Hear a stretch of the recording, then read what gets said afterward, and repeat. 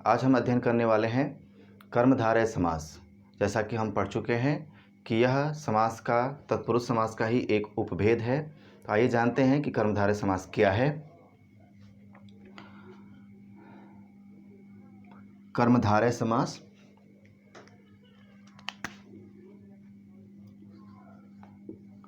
कर्मधारय समास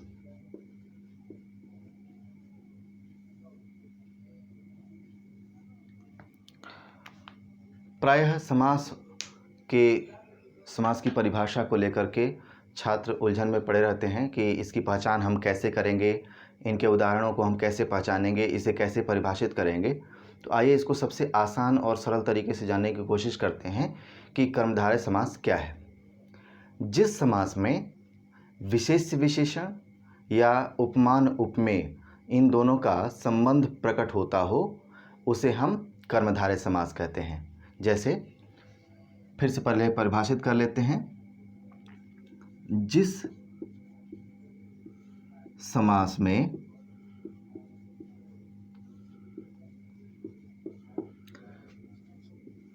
उपमान उपमेय अथवा विशेष्य विशेषण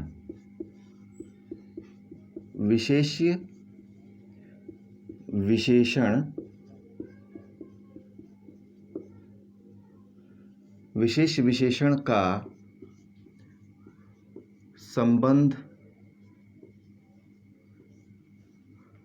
प्रकट होता हो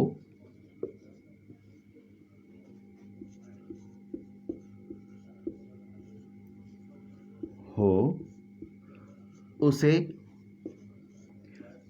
कर्मधारय समास कहते हैं।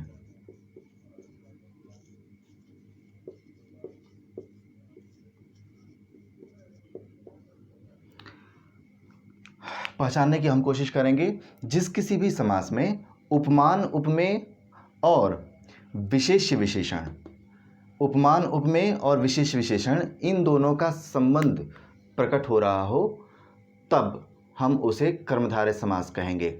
उदाहरण के तौर पर देखते हैं एक एक करके। सबसे पहले हम यहाँ पर उदाहरण लेंगे उपमान उपमेय को लेकर कि कैसे हम पहचानेंगे।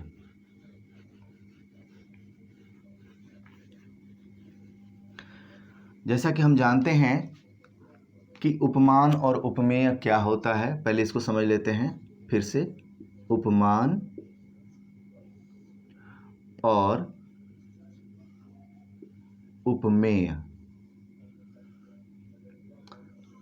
ये एक आधार होता है। उपमा अलंकार यदि आपने पढ़ा होगा तो जानते होंगे कि उपमा अलंकार में एक उपमान होता है और एक उपमेय होता है। उपमान वह होता है जिसकी तुलना की जाती है और उपमान वह होता है जिससे तुलना की जाती है। जैसे चंद्र है, चंद्रमा है, तो उसकी तुलना की जा रही है किससे? किसी व्यक्ति से, किसी की व्यक्ति की सुंदरता से, तो वह हो जाएगा उपमेय और चंद्रमा हो जाएगा उपमान। उदाहरण के तौर पर देख लेते हैं। उपमान हो गया चंद्र और ये हो गया कोई व्यक्ति जिसकी सुंदरता का हम तुलना कर रहे हैं। तो ये इन दोनों में जो संबंध होगा वह उपमान उपमेय का होगा। उपमेय जिसका वर्णन किया जा रहा है और उपमान जिसका वर्णन हो रहा है, इसमें जिसके लिए वर्णन हो रहा है, जिसका वर्णन हो रहा है। इस तरह से हम पहचान पाएंगे उपमान उपमेय के संबंध के बारे में। इसके उदाहरण से हम और भी सरल तरीके से इसको जान लेंगे। आइए जानते हैं। जैसे चंद्रमा के समान मुख, ठीक है, चंद्रमा के समान मुख, तो ये बन जाएगा चंद्रमुख।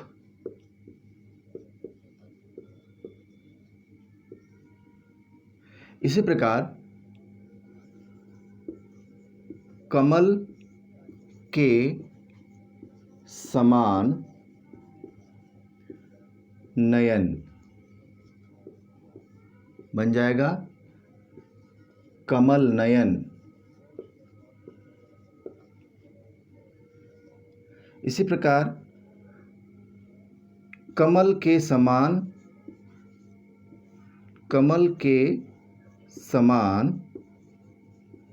चरण, ये बन जाएगा चरण कमल। चरण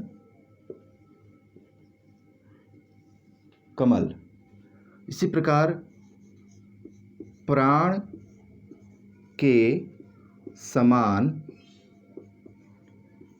प्रिय बनता है प्राण प्रिय।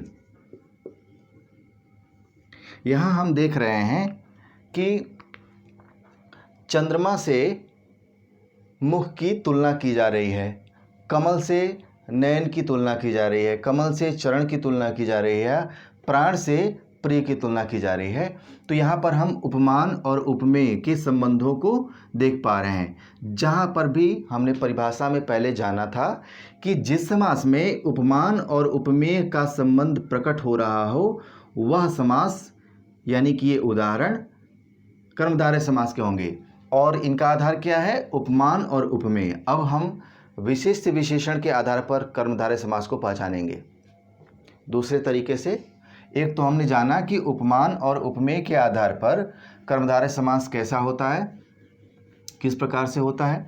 अब हम जानेंगे कि विशेष्य विशेषण के आधार पर कर्मधारय समास किस प्रकार से होता है।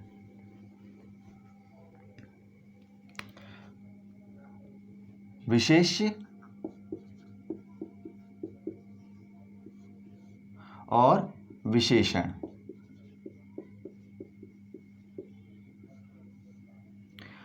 विशेष्य विशेषण के बारे में आप जानते होंगे। विशेषण जिससे प्रशंसा की जाए, विशेष्य जिसकी प्रशंसा की जाए। तो विशेष्य और विशेषण के संबंधों के आधार पर हम कर्मधारय समास को पहचानने की कोशिश करेंगे। उदाहरण के तौर पर जैसे महान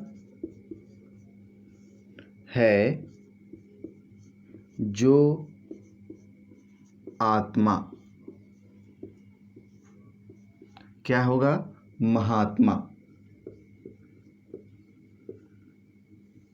ठीक है। इसी प्रकार प्रधान है जो अध्यापक, अध्यापक बन जाएगा प्रधानाध्यापक, प्रधानाध्यापक। इसी प्रकार नीला है